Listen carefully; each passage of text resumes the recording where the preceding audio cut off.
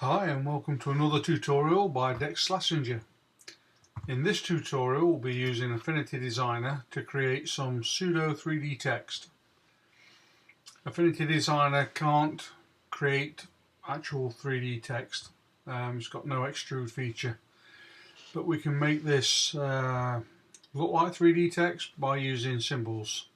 So the first thing that we need to do is create some text. And I think that is rather apt.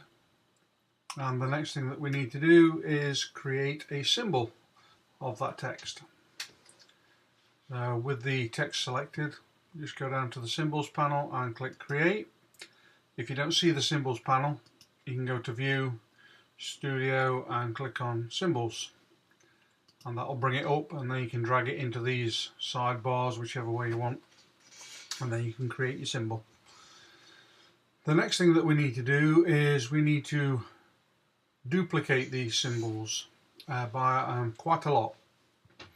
So one of the ways that I work is I create a couple of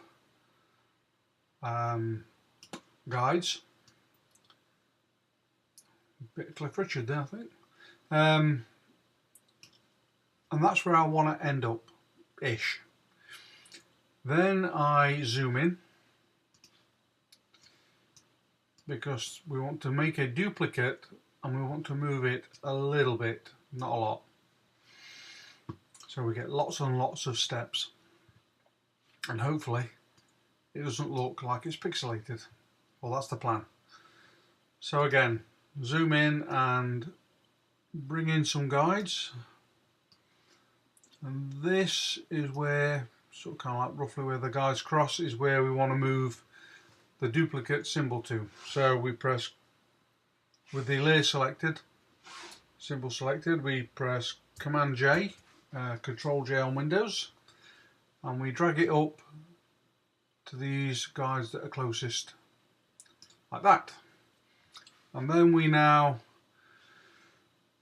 start pressing Command J a lot, or Control J on Windows, and we just gotta keep on going. It's all about dedication, it's all about going for the burn. Feel that lactose building up in your thumb, and you just keep on going, pushing through that pain barrier. And there we go, that'll do. And now we can zoom out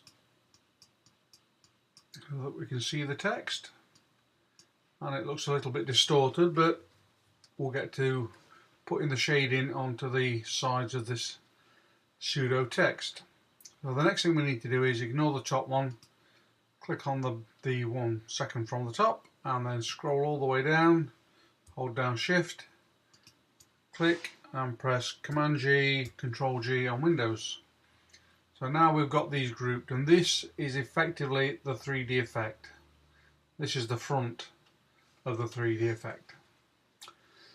So we need to put an effect on it. So we click on the effects button. I'm just going to ush that up there a bit and drag the layer effects into view. And we can use 3D effects. Makes sense, doesn't it? The next one is we can up the radius a bit, and as you can see it's starting to look a little bit like 3D text. We can drop the diffuse down, so you've got a nice little bit of highlight in there, but you don't have to have that. You can get rid of that by dropping the radius down a little bit more, and now it's starting to look like it really is 3D text. You can drag that down a little bit further, that darkens it, takes the shine off it. You jack it up, you can upload that, doesn't do an awful lot. In fact, I normally take that off altogether. You can affect this top layer so that if I click on the top layer, we'll put a 3D on the top, and you get this little edge, so it just makes it look like it's rounded off. Now the consequence of this is you get a little bit of banding on the 3D effect, the pseudo 3D part. You can uncheck that. We can always try bevel emboss. Put a bit of outer on it. Just see what happens. Have a play. The radius. This is all part of the fun of doing it. Just seeing what happens. That looks like it's going to be a mess. Get rid of that.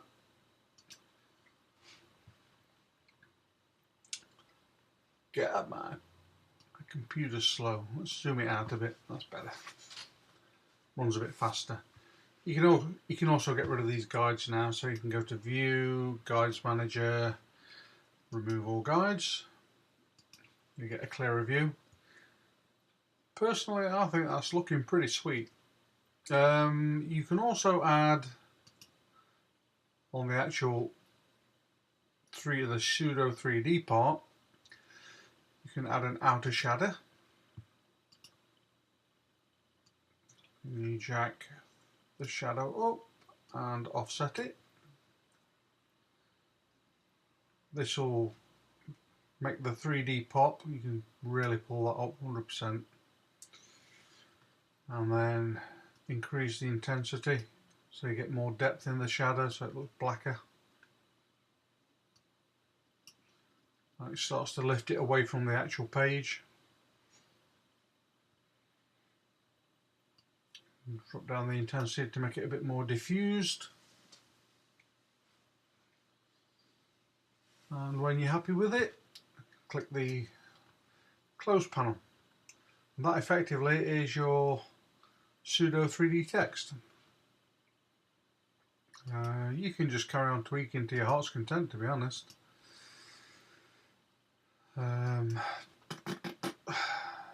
Put in an inner glow.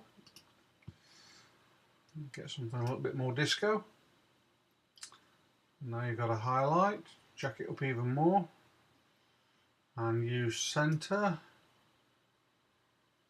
That's quite a funky look. Bring that down so it takes away that black edge. Sort of kind of get a negative 3D effect. You can do inner shadow and get a similar response. Darken off the internals. What I like about putting the inner shadow on is it gets you a little bit of, it defines these parts. So this isn't continuously smooth. It starts to look a lot more like 3D text, and I actually like that. I think we'll finish on that. That's how you do 3D text. That's how you get this effect. Watch the tutorial, go away, have fun, and see what you come up with. Show me what you come up with.